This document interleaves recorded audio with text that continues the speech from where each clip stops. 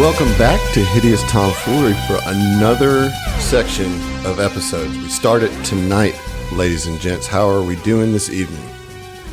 Mighty fine. Mighty That's fine, great. good sir. Fine as I'm glad frog to hear hair. that, Zach. What?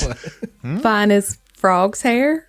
Golly, wait, you just wasted no time. Emily, That's a proud of real you, saying. Country, Google man. it. I'm Google whatever.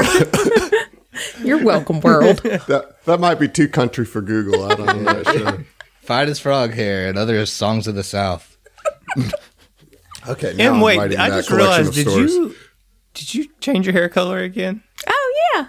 Ramona We can't get Flowers through over here. We can't get through two of these sessions without you changing your hair color. I should just be switching. That's why she complimented my hair earlier, so I would feel 'Cause she indebted to wanted say one the back. same about Yeah, her. you missed it, I Steve. was really You missed- upset well- that you didn't like. Fuck that But up, boys. it's fine. It's fine. You really ruined it. I blamed it on Zoom and moved past it, but since you brought it back, yeah, you hurt my heart. You kind of blend in with that. Now you blend in with whatever's in the background behind you. Are those curtains? What is it? Yeah, her it's just curtain, really. curtains. The hair matches the curtains. The Hey! curtains match the drapes. Someone was going to Curtains say match the curtains. That's high quality content right here. Right here. That's what you come I mean, for this is here what at they come HTF, for. yeah. That is what you come for. This is what, yeah, oh my gosh.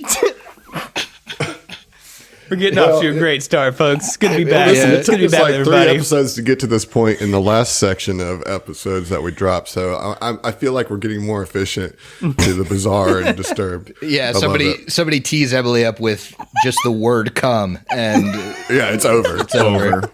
It's over. we need to think of a different way to say that. Like we need to be saying "arrived." Yeah, yes. Yeah. We have to correct our grammar. You have to so as avoid not- everything. I've had her crack up because somebody said like damp. Jesus Christ. Well, speaking of damp, Heath, what are you drinking, buddy? Nice. You know, for old time's sake, I had a bottle of Irish whiskey, and I just went grocery shopping and Grocery shopping. I'm already shit faced, guys. But I just went grocery shopping and I bought some pickles, so I'm about to take a pickle back. Oh, Jesus. Oh, shit. Nice. Very cool. It's All right, Monday. I'm also gonna roll a D6 for what beer I'm gonna drink. Well, speaking of back shots, hey Emily, what are you drinking? Hi, Griffin. I'm drinking an Elysian Night Owl Pumpkin Ale because the it's season. spoopy season. Truly. It's the only time of the year you're allowed to drink pumpkin ales It's true. and pretend they're good. Well, so first off, pump the brakes. Pumpkin the brakes. Nailed it. Speaking of someone I want to nail, hey Steve, what you drinking? Hi, Griff. This is Steve here from the Hideous Laughter podcast. On that show, I play Matumbe, Sawyer Savarine, and a little boy I like to call Mr. Serpent. Tonight, I am drinking a beer from a place called the Brew Kettle. I think this is the first time I've ever had their beers. And if it's not the first time, well, I forgot the first time. This one's called a Kitka. It is a chocolate coconut milk stout, and there's a tiger on the can, so that's cute. Nice. Oh, Nice. that sounds fabulous. Speaking of someone else who sounds fabulous, hey Zach, what you drinking? Thanks, Griff. So I have a fabulous drink tonight. So I found these like yesterday. It is a seltzer, but it's from Social Club Seltzer, and it's based on old fashioned cocktail. Zach, This is a sidecar. you have absolutely no idea how relevant this is. We've been banking episodes from the HLP, and we've been forcing Griff to drink these. So, like, next They're week, so you're bad, going to hear man. us tear on them. They're I so don't know. bad. It's not. I think it's pretty good, man. Oh, it tastes like shit, dude. I am The so only glad redeeming this came factor up. is that they're 7%. What is They are 7%. Yeah. what is the flavor? Old fashioned. No, Right? this Isn't that is what a you said? sidecar. There is an old fashioned. I haven't tried that one yet. This one's a sidecar. Let's see what it is. Oh, actually, I have no idea. If anybody wants to, Oh, sidecar, refreshing seltzer with the flavor of orange and lemon citrus and a hint of caramel notes. I believe on our show I called that a sidecar accident. Yep. I would love say the most redeemable one is the gimlet because it doesn't make me gag. Yeah, the gimlet's kind of like it's really light. It's like lemony, I'm okay with it. Yeah. Well, speaking of someone I'm okay with. Hey, Adam, what are you drinking? Hey. I'm drinking this new beer from Bell's, the Lighthearted Ale. Well, maybe it's not lube, but nude. What a Freudian slip, dude. This is all your fault. Maybe it's not lewd. Maybe it's nude. It's. Are you looking for new, Adam? Is that the one you're looking for, buddy? I'm so happy. Maybe it's Thank not you. new, Train wreck. but but I just found it. It's the Lighthearted Ale. So Two Hearted Ale is one of my favorite beers of all time. But this is Lighthearted Ale, and it's a nice, refreshing, low-cal IPA. So, I'm doing things for my body by drinking these. I rolled my D6 to see which beer I'm drinking, and I got a Wiseacre Ananda India Pale Ale. Okay. Ananda. Interesting. Won't show up. Nope. on No, my I camera. can't. I see believe you. Griff, I'm just going to help you out. What you drinking there? it. I'm drinking a from Captain Lawrence Brewing Company. It's a limited release double pool imperial stout brewed with espresso from Black Cow Coffee Company, and it's out of New York, and it's very good, and it's also 12%. Jesus. Ooh, Jeez. Oof. Both of the HLP It's a boys thick is drinking boy them there. good goods. Them Yeah, when you got some stouty imperial coffees. stouts hanging out, they're going to be heavy on the percentages. yeah. I haven't circled back, but I did try the beer. The beer is delicious. Of course it is. It's delicious. It's got a tiger on the front, my guy. Hell yeah. How could it not be delicious? You know it. Well, Heath, do you have a clean sheet of paper for the board? No, because that's not how my system works, but I have clear space on my sheet of paper I've been tracking all the rounds with. You might want to All do it digitally so we don't have another situation like we did the last time. That's true. That's true. Where you leave the paper somewhere and have to drive. It is taped to my desk. Okay. Well, y'all, we're jumping into part 2 here of book 2 of Attack of the Swarm. Have I told you the name of this book yet? No, I The don't name think so. of this book. You mean part 2 of book 1? Nope, this is No, part we're 2 of already in book 2. Oh, wow. Yeah, man. Yeah. Well, you didn't join book 1 till the end. Yeah, so, I'm a little behind. Yeah. So you're still in book 1, but everybody else is in book 2. Okay. No, so the name of this book is The Last Refuge, which obviously this is where you're at now. You've arrived at Eutranius after kind of an unnecessary showdown with a really awful person that you mostly succeeded at, though there was a few things that came out in that process about your character. However, most of the refugees were thankful for all the things that you did. You got them here safely. They would have perished on Susquehanna had it not been for you. I must remind you that you all are SDF soldiers, with the exception of Vin, who's just a pirate in the wrong place in the wrong time type situation. And where we ended last section was all of you getting in a transport from this kind of floating space station to go down to New Grakka, which is the capital of Eutranius, to rendezvous with Commander Najiri. So we're in the pod right now, and Hylax is in there with you. And Hylax? Hylax? Holy shit, things escalate quickly. Wow, dude. I am chosen. Lord is here. Yeah, you look over where Tex is just the representation of Hylax. No, I'm sorry, Zalonin, the priest of Hylax, is in there with you. And he kind of says to you, well, we made it. Some of the things that were said there by Mr. Loachworth were a bit distressing, especially because of what I've told you, Tex. I know I sound like a broken record. I often get told that. But Hylax is important. And diplomacy and friendship is the right way to handle things. I must urge you to find and use these skills in you. Well, for the record, I'd like it to be known with the big man Hylax, or is Hylax male or female, or is it gendered? She's the forever queen. Queen. Okay, yeah. Mm-hmm. Well, I'd like you to consider the fact that I really tried the friendship route at first. I really tried with old Loachwork, but some people you just can't please. Those are the ones that it's most important that you keep your cool. That is the strength of Hylaxian scripture. Well, to be fair, everything I know about Hylax comes from you. I've literally never even been to church one time. I understand. I don't mean this to sound as if I'm judging you. I only mean to teach, to share the word of Hylax. But there is something in you and your connection with Miss Star Eater over here that I don't understand, but is important. Well, speaking of which, I wanted to kind of ask about that, because it seems like all this Hylax stuff, as far as, just talking about it, has been coming through me.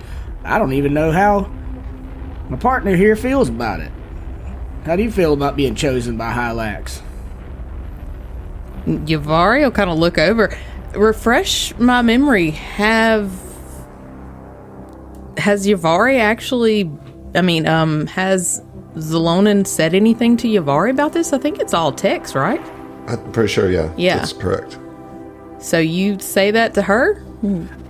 It has been mentioned. Like, it wouldn't be a complete surprise to you that he's been talking all this Hylax stuff.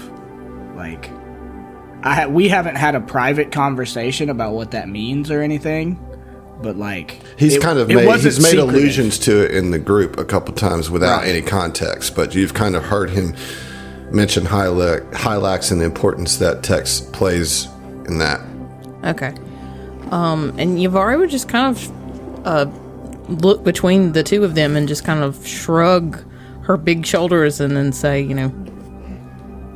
if that's the case, whatever we need to do. Okay. And she just kind of shuts down a little bit. Like, it sort of weirds her out. So she's just kind of deferring to Tex. Right. Telepathically, I say to you, because we have a telepathic bond just between the two of us. It's like, me and you can talk about this later, if that'd be more comfortable for you. Yeah, and she would just kind of nod really quickly and sort of look down. Yeah, and I turned to Zalon and I was like, I'll do my best, man. But again, like, I don't know anything about this Hylax stuff. I'm kind of taking your word on all of it. Sounds like a pretty cool deity as far as doing good stuff, but... Yeah, she's super cool. Right. I figured you would say that. Hey, what do you say we just ask the swarm real nice not to invade anymore, eh? Vin. You wear the marks of Hylax, yet you have no conviction in her ways. Why would you represent yourself in this way?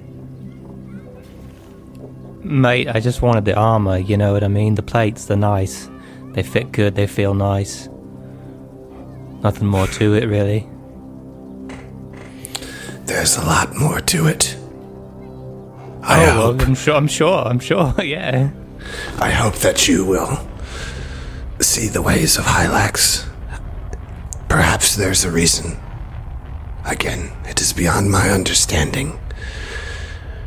But if you are going to continue to travel with this group, I'd ask that you do not deter Tex and Yavari from their path and help this lovely young nurse continue her noble and most definitely not evil ways of helping people.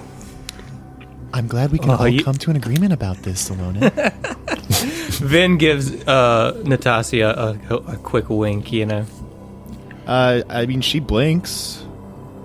Yeah, But she can't really wink. you don't know how to interpret that with my 8 charisma in one eye. Yeah. Vin takes it as a wink back and gives her some finger guns. Then Zlonin turns to you, Sigurd. Says, I am not sure exactly what role you played in the entire Lochwart events. Ironically, he played the role of Lochwart. But I am more concerned in your intent with this group. We have not had a chance to truly speak. And I saw you in the hangar. What darkness is in you? Well, I don't really know what you're talking about, other than the fact that I saved your life and the lives of your chosen. You want to preach to me about, want to preach to me, Bugman? You really want to talk about this here? Close quarters? I got you off that planet, got you off that ship, kept us from a mutiny, and I'm the only one with 2 screws that aren't loose that kept us from beating the shit out of Lochwart or fucking spacing him. You want to talk about my issues? Fine, we can have a talk. But don't bring it up to me right now after I saved your ass. I'm sorry. I meant no offense. I am thankful for everything. You're goddamn right you are. I'm Hylaxian, damn right. Thank you. I, again, telepathically message Emily. Or not Emily, Yvari. And I'm like, did he just call us crazy? Yeah, I think so. Like, I thought we were pretty stable. Okay, I we mean, were that's the good fine. ones. That's fine. It's a party full of people that think they're not the crazy one. Right. Okay. But yeah, for Zlonin's part, he looks very like embarrassed and kind of like taken aback. You know, he had no idea that this would be such a kind of triggering thing. You know, so he kind of just goes quiet actually for the rest of the ride. Griffin, I think that during this point, Sigurd is having some thoughts, and you know, maybe some unbidden memories come to his mind, and I think we need some flashback sounds. Some Is it Inception. the Inception? Yeah. Wow. All right. Yeah.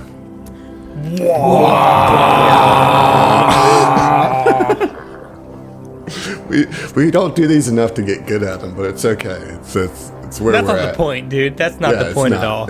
You're right. All right. We enter a clinical-looking room. Fluorescent lights illuminating the white tiles on the floor. A Kanabo woman sits slumped in the center of the room, her arms and legs clamped to the handrest and footrest of her seat. Her white hair is shaved on the sides to make room for diodes attached at her temples, and the sweat of exertion drips off of her glistening red skin, staining her orange jumpsuit. With a squeaking sound, one of the walls open to a doorway, and the woman jerks her head to look at the new intruder. Voices echo from beyond the portal. Be quick about it, Marty. This guy looks like he's liable to bust out of his restraints. I don't want to be around when that happens. Easy, big fellow. The doc wants to see if this one still has any fight in him. I think he's broken already. There shouldn't be any trouble. Through the sliding door steps a human and a half-orc dressed in riot gear. Behind them lumbers a beaten and bruised Sigurd, his usual heavy armor replaced with the orange jumpsuit of a prisoner. Sig is in full restraints, arms fastened behind him, mouth locked behind a mask, and his horns filed down to the skin. The guards lock his restraints to a hook on the floor before hastily shuffling out of the room, door sliding shut behind them with another squeak. It takes Sigurd's eyes a moment to adjust to the brightness of this room compared to the dark of his cell and the hall. When the blurriness of light blindness fades, it is quickly replaced by the blurriness of tears as he realizes who he is sharing the exam room with. Betty, what the hell are you doing here? I sent you ahead of me for a reason. You weren't supposed to get caught up in all this. The woman doesn't respond, but the silence is interrupted by a voice over the intercom. Diagnostic tests of subject R225 have all come back positive. It is time to stress test her rewiring. Hopefully our alterations can withstand prior association. Suddenly, the magnetic restraints holding both prisoners click open, and the woman across from Sig stands shakily from her chair. Beatrice, there is a prisoner loose from his restraints. Please subdue him before he hurts somebody. The tall red woman suddenly snaps to attention and lunges forward at Sig, swinging a fist that passes an inch from his jaw. Whoa, Betty! It's me! It's your brother! I know you're still in there. I need you to calm down. We're stuck in here together. I'm not resisting. Quit swinging at me, would you? Betty's attack continues without a pause to consider Sigurd's words. After a lot of dodging, some of her punches finally land, but still, Sig does not fight back. She has bloodied him at this point despite his efforts to dance around the room. Finally, Sig ducks under a right hook and spins his leg underneath hers, causing her to lose balance. He seizes the opportunity and grapples Betty to the ground. She struggles against his grip, biting and clawing at Sig's face and leaving deep marks across his cheeks. Sig just holds her closer, attempting to calm his frenzied sister. Through pained tears, Sigurd pleads, "Please, Betty, stop! Betty, stop! Stop resisting!"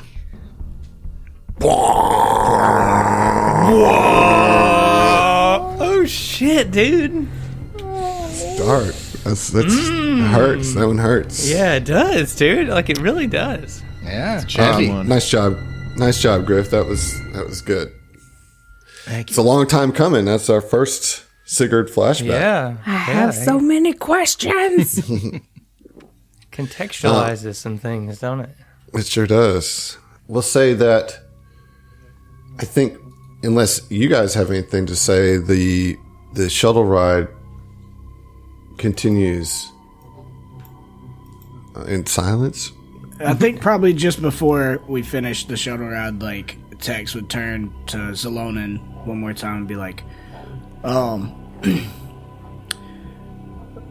look, man, I want you to understand, like, I am interested in all this Hylax stuff, but I don't know nothing about it, so if there's any way, maybe, you know, we could get a drink or get dinner or something, me, you, and Uvari, and you could kind of give us a little bit better rundown of what you're thinking on this. It'd probably put her a little bit more at ease. And me too.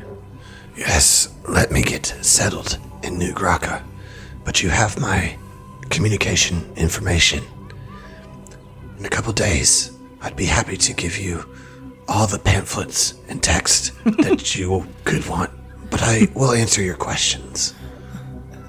Handing out tracts and shit. Yeah. Hey, Adam. Is there some sort of check we can roll for New Grakka itself, or Eutranius, just to learn more about this planet or how it's faring right now with the swarm?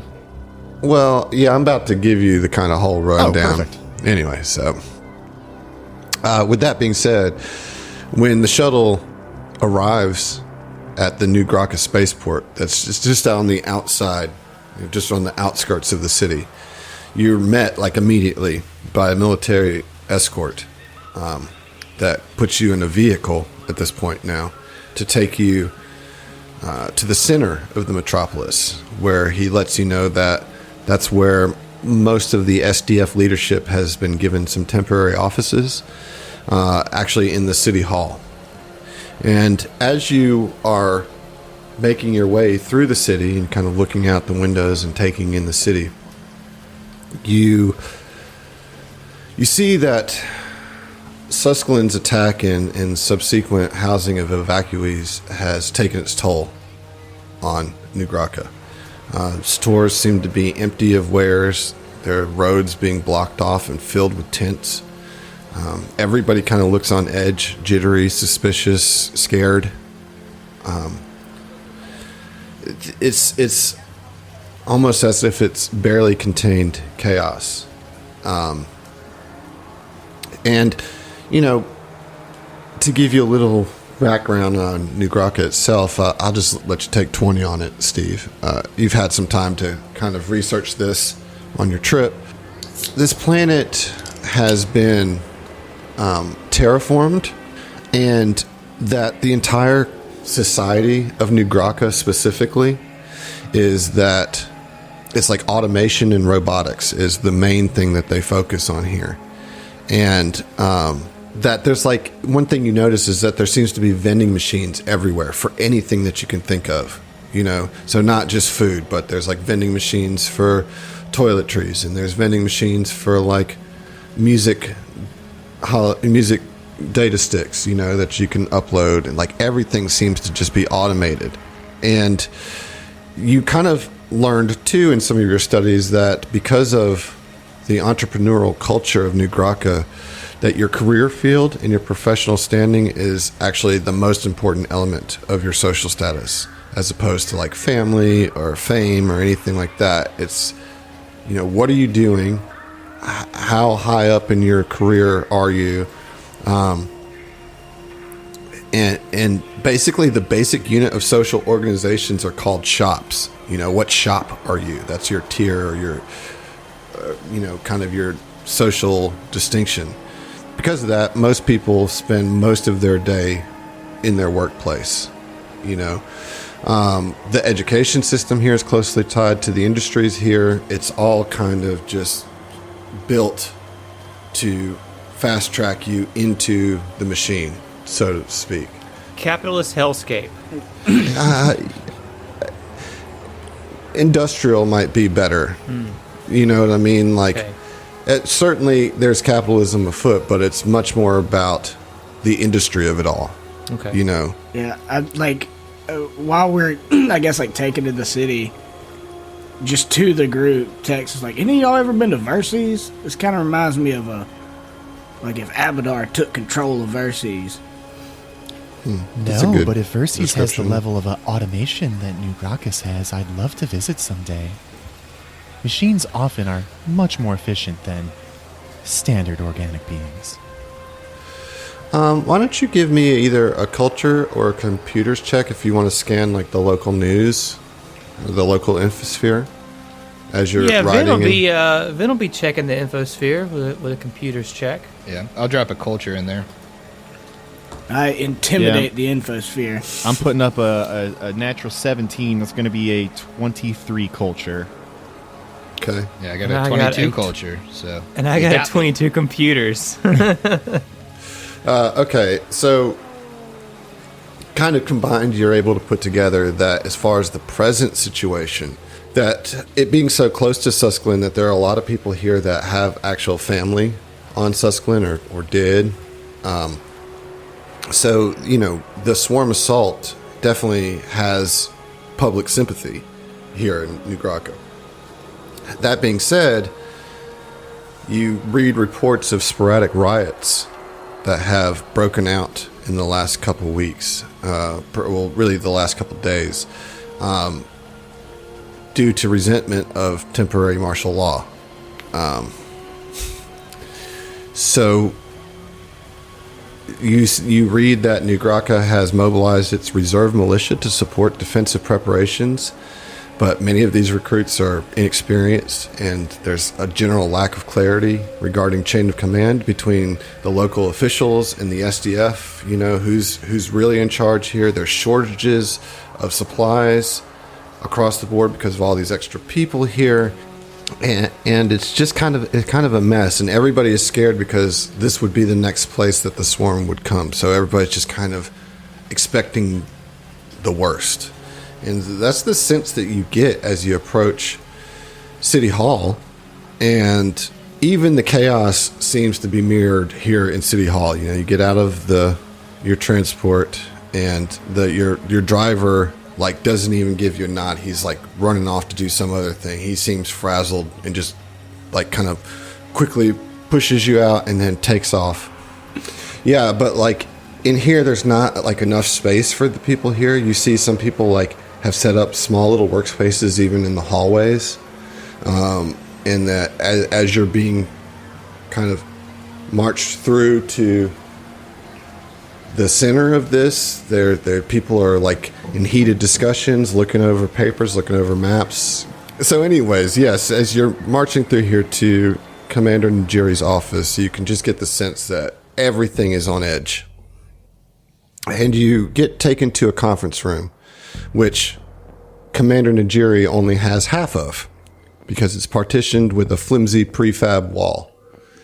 As you step in, she looks understandably tired, but it's obvious that she has gained complete control and proficiency over her new cybernetic leg. If you remember, I'm sure Natasha remembers that clearly. Stop right now. Because that was my string of 5 consecutive natural ones. Yeah, that was some rough shit right there. She looks up and she sees you. She says, "I'm glad you could join us here in New Grakka, recruits," she says, snapping a salute. "Your resourcefulness and quick thinking saved the lives of those final evacuees. But unfortunately, the war isn't over. The government of Ukrainius has declared a planet-wide state of emergency in anticipation of the inevitable swarm assault. The STF is working with local governments to fortify cities across the continent as best as we can. But before I give you your next assignment," and she looks at you very, like, steel-eyed, "I'd like to hear your report of your final mission on Suskelin and the subsequent events that brought you here." Well, pull up a chair. How much time you got? Right. Can I So smoke? Are we good? What all do you tell her, though?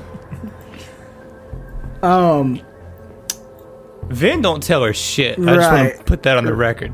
Yeah. Zalonin is not in the corner of this room judging us, right? No, it's Okay, just y'all. cool. Yeah. Yeah, I mean, we'd give her the basics to start with, which is we had to commandeer this ship to get everybody off of, or all the refugees we could off the planet. Well, she doesn't even know. She doesn't even know the result of what she sent us off to do. Like, she doesn't know necessarily that we like saved Zalonin, does she? Because they were already evacuating when we got the hell out of that temple. She doesn't know anything from the time that you arrived back at Rayo City to now. You know, Okay. like, Oh yeah. So we've got to go, all the way back. Did we get Zalonin before that or after that? Before Rayo City? no, you brought him there. You brought Zalone in there. So she knows about. We went to the church and we got Zalonin, and then after that, I guess we would start by telling her like we got left on the fucking planet. Like our rides bounced on us, so we had to go to the like hangar or whatever the facility was that had the ship in it that we had to commandeer and save all the refugees, obviously. As far as what went down on the ship, I would like, if I'm the one in charge of like the gift of gab here, like I'd tell her about like the, problems we had with like glitch gremlins and stuff like that, but I'd probably try to gloss over and leave out that we tied up Loachwork. Maybe just say we had to suppress an attempted mutiny. If anything, Right. Well, because of all the as I'm talking about all the problems that we had with the glitch gremlins and the oozes and stuff that was out of our control,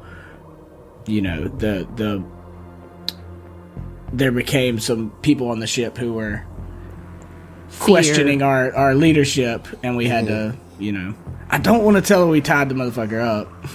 well, and almost got him killed. Here's the. It's going to be either a bluff check or a diplomacy check. I'm good at both of those things. So if you want to hide anything from her, then it's a bluff check. I don't know. Actually, honestly, I would kind of rather tell her about it and be like, but we were justified in doing this. Otherwise, like, we might not have got this fucking ship here. So, like, give me a demerit if you have to. Yeah, I feel like him but not we got coming the people back here on the same shuttle as us and everything is just like, oh, we're going to get fucked for bluffing here. Right. I don't want to leave it out and then he comes and snitches on us like he would totally definitely do. So, yeah, I think for once, like, your boy Tex is going to be pretty honest and upfront about what we had to do, but is completely feels justified in having had to do it. You know, like, we had to complete this mission that you sent us on and that went sideways, and we had to adapt to it every fucking turn, and we still managed to get everybody here. And, you know, we had to get our hands a little bit dirty to do it for one day. And I'd like to emphasize numerous times, it was only one day. The last day, everybody started acting up and acting like we're going to be out here forever. We're going to starve to death in one day. All right, well, let me get a bluff check, and I'll give you a +2 on it. You mean a diplomacy check? I'm sorry, diplomacy, yep. Yep. Okay.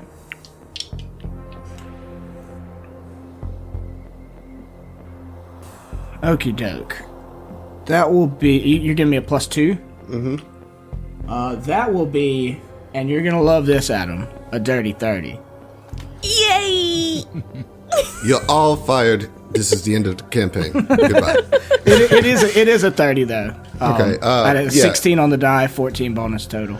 So she listens to you pretty intently and thoughtfully as you explain all the events, and it doesn't interrupt, you know, and just listens to everything you have to say. And she says, well, I understand the things that you had to do, and you got them all here safely, and so that was the task that you had in front of you, and you succeeded in that.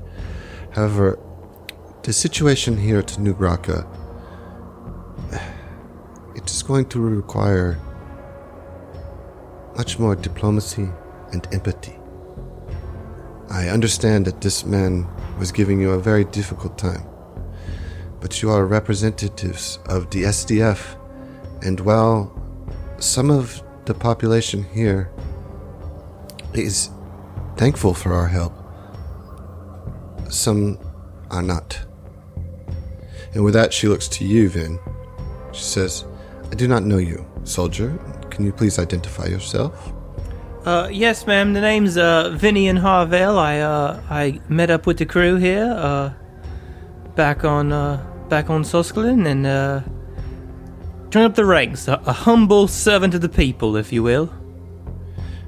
Well, would you like to make that official then? Vin kind of like thinks for seconds. Yeah, sure, why not? Brandishes his plates of Hylax. Soldier. Just another false thing to... She looks to Tex. Do you vouch for this man? No, I don't. He is quite capable. Okay, well, tough times call for desperate measures, I suppose. Congratulations, Vin. You are now an official member of the STF, and she hands you an ident badge that she neat. programs real quick. Oh, thanks, love. That would be Commander, please. Oh, right, Commander. And he gives like a really like serious salute. No, you do it like this, and she corrects your salute, you know. She says, but with that, she kind of stands straight, and she suddenly takes on a more ceremonial air. And she actually reads from her data pad. She's like, I prepared a few things. She says, in recognition of your bravery, in the face of overwhelming odds and certain danger, the Suscalin Defense Force awards each of you the Radiant Star Medal of Courage. She picks up a wooden box from her desk and opens it to several glowing medallions. As she pins them on, she apologizes. Sorry, there isn't more pomp involved, but we don't really have the time or resources for a full parade. In addition, each of you has been promoted to the rank of lieutenant. You will still be reporting to me, but you are now considered a special squad outside of the normal battalion structure, performing unique duties as I see fit.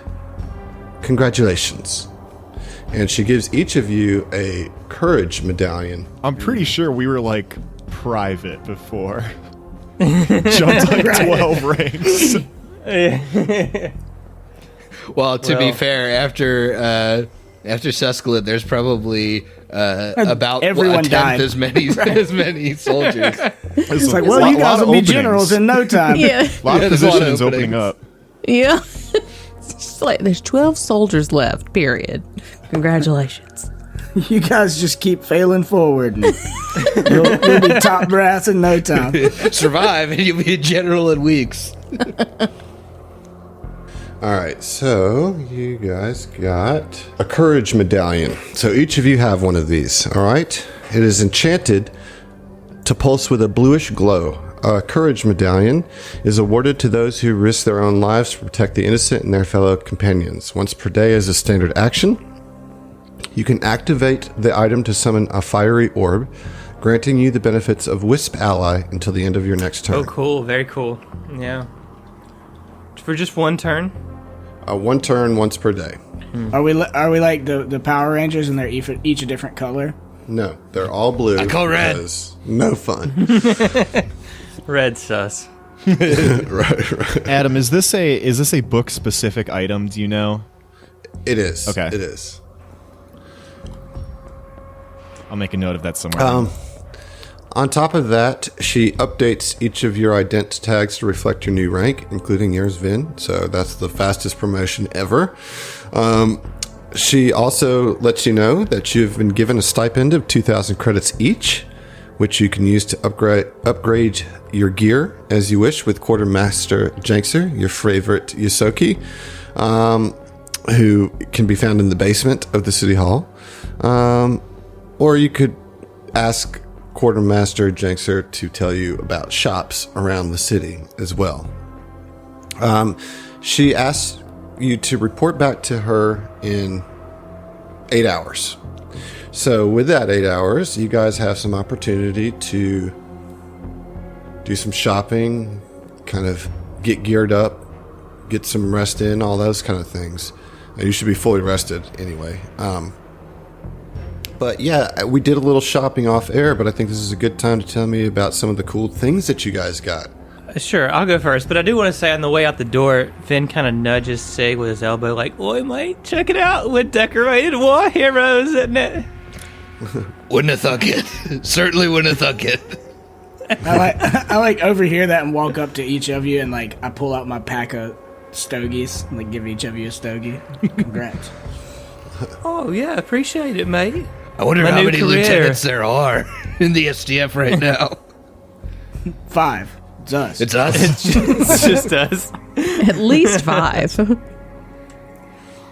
Midnight So Squad, do you- a highly decorated squad with no clear leader because we're all the same rank.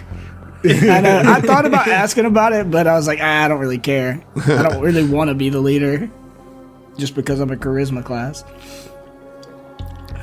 You know The role what? It's thrust the upon type you. of leader that doesn't want to lead that most deserves to Right, lead. that makes Damn the it! best I just leader. sealed my fate now. I'll go first. Okay. Vin decided to pick up a shiny new voltaic anchor pistol. For one, which is just a little more damage. You know, it's a sidearm, small arm rather. And also got an ability crystal, boosting my dex up just a little bit. Nice. What about you, Steve? Yeah, sure. So I could probably requisition some of the stuff I need, and then I might have to go exploring for one final thing. Okay. The things I'd like to requisition, some synaptic accelerators, basically just an ability crystal to bump up my wisdom, but that's the technological version of that. So Right. that's the reason I want that.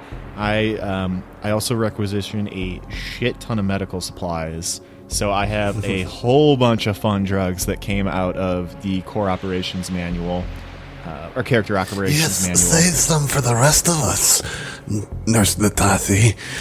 Interesting, Quartermaster, because you always seem like you're on some sort of, fuck, I can't think of the word right now. Never mind. Quality control. Sedative.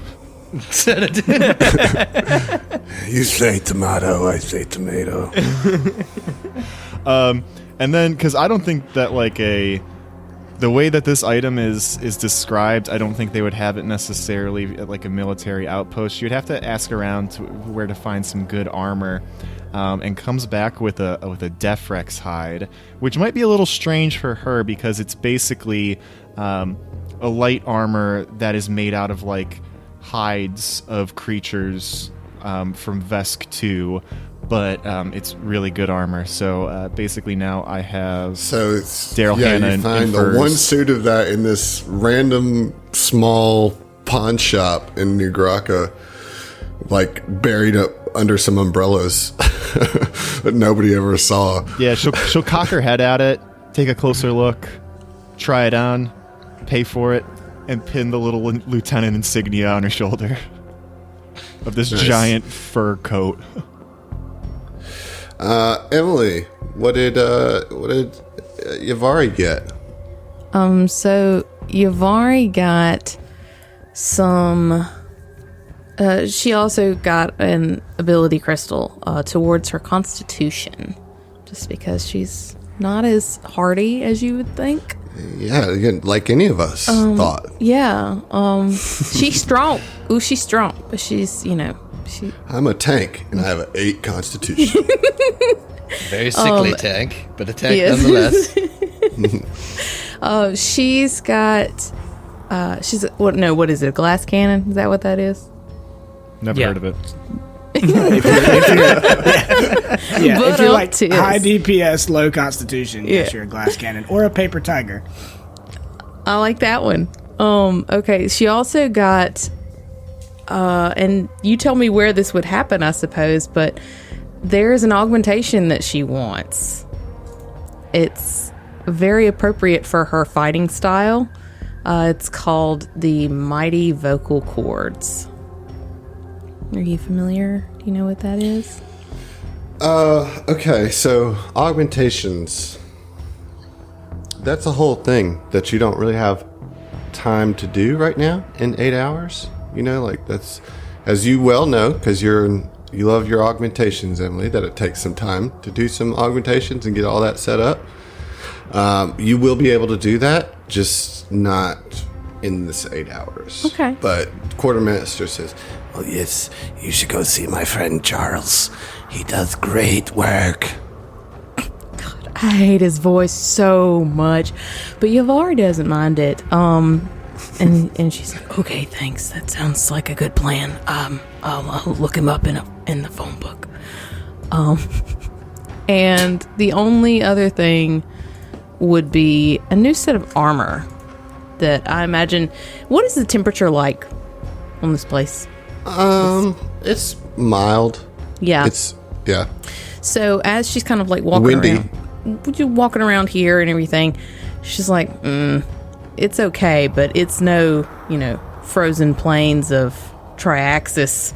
And even Susquehanna was pretty cold, right? There was the snow and all of that jazz. Well, it was winter. Yeah, it was winter there. Yeah. Mhm. So she's not really loving this. So she wants something to kind of remind her of home a little bit. So she's going to get some Kalo armor. A Kalo encounter suit. Y'all are 1. really, really pushing the like what would be here bubble, but sure. You got Kalo armor here on this, strapped for resources, besieged city, but nobody else wants it because it's weird, because it's got like frozen water sort of like coursing through it, right? Sure. You mean That's ice? No. Frozen water. No. No, I'm talking about frozen water. Heath. Frozen not water, ice. Heath. Aren't Get you your shit cold-blooded? together. Don't worry about it. Doing great, Emily. Doing Yep, great. I'm winning it. But this is what I want. Yeah, you got it. That's what I got. All right, cool. Griff, please tell me you got something that makes sense in the world. I think so. I got an ability crystal. I upgraded my constitution. Sig's sitting on a lot of health now, and a lot of stamina rather. I also grabbed myself some new armor. This kind I feel like might be found on the planet. It's ceremonial plate officer. Seems like I'm sure you can find that. Yeah. It's lieutenant armor. It's lieutenant armor. It's There you go, ceremonial there you go. plate lieutenant, just for me. And then It's like the only one dressed out in STF gear. and then I'm gonna take Betty somewhere to upgrade, and what I'm looking for is to upgrade to the equivalent of a basic night shield, which will give me a when I align, instead of the +1, it'll give me a +2. Yeah, Jankster says to you, Oh, yes, that is a lovely shield. I think that I have some prototypes that I've been working with. You want me to try to make that a little bit stronger for you? Sense motive. Yeah, just it's kind of a sentimental item. Try not to mess it up, all right? I trust you, Jaxer, yes. but do your best, okay? Thanks. Nobody trusts me. I think it's because I've got this rat face. It really makes me sad. I just want the best for all of the SDF troops. It might be the way I talk to you. It could be that. It could be that. It might be a shady demeanor, mate. Believe me, I know a thing or two. I've met some people like you when I was a prison guard, so I just worry sometimes. Yes, that's very understandable, but yes, I will take good care of your shield, and you come back in 5 hours. I have it done, yes. All right, perfect. Maybe after that you can give me a stick and poke tattoo. No, you have to go see my good buddy, Ricky. Ricky and Heath, Charlie. what did Tex get? Yeah, so I mean, I think talking. What's the name? Jankster. Jankster. Jankster font. So I think he would go to Jankster and be like, "Hey man, is there like a bomb shop around here? I want to get You're some standing explosives." in it. I love bombs. What kind of Hell bombs do you want? God, you're All so of 'em. creepy. All of them? Lay me out all the bombs you got, and I'm gonna pick from them. And I'm gonna buy, or what I bought in our downtime. It was 12 grenades Oh, God. Jesus. of varying types. Or rather, I bought enough I've grenades got to this get one, up to 20. and I've got this one. You'll really like this one. Jaxer pulls 10 out of the 12 just out of the cheek pouch. Yeah. Right. So sticky. That's fine. I token spell it. It's all good. But yeah, so I got a bunch of grenades of varying types that I'm excited to use, and I also got an ability crystal and got my charisma up to 20. Okay, very good. So you guys all kind of get charged up, get all your upgrades, and you meet back in City Hall or in the conference room where Najiri is briefing not only your squad, but a few of the squads here. She's kind of briefing a large group. And she explains the tense situation in the city. Due to the threat of the swarm in the system and the influx of the refugees, and how most of New Grakka's routine police actions are conducted by security robots, which frees people for investigative and analytical roles. So again, with the automation thing, like any job that can be automated is to free up it's usually a small population here, which is why this influx of all these people is really putting them out a little bit. At the current moment, the city authorities have deployed their entire drone fleet to fly over the city looking for problems.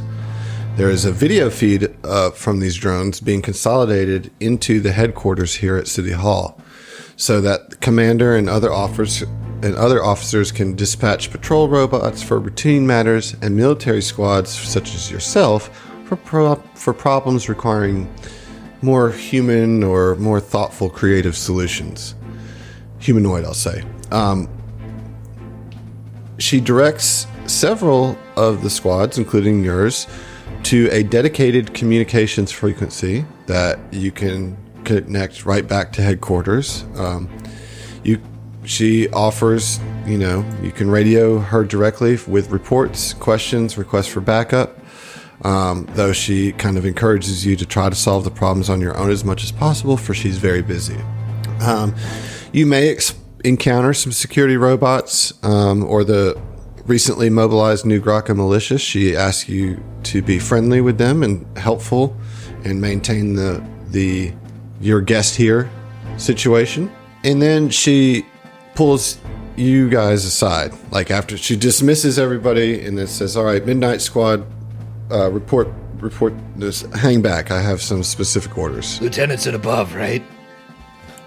Sure, yes. That makes you feel better. Right, the office is meeting. Yeah, get all them damn dumpy privates out of here. So then she, after everybody kind of goes and does their stuff or gets their orders, as she told you, you're directly working for her. And she says, I want you to understand the importance of humility. So the first task that I'm going to assign you to, it's not very glorious, but it is important for you to show your assistance to the people here. I was going to say, in a rare moment of solidarity between Tex and Vin, I feel like as soon as the word humility is said, Tex cuts eyes at Vinny. It's like, we ain't the ones.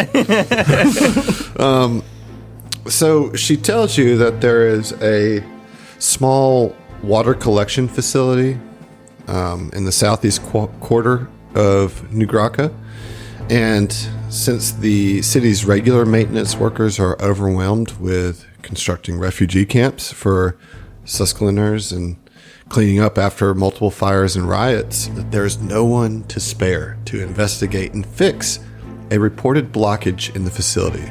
What, we plumbing? We over here plumbing? You said humility, but what you meant was humidity. Well, yeah, basically she's, Are you meaning to tell me we just got promoted to lieutenants and she needs us to go unclog a drain?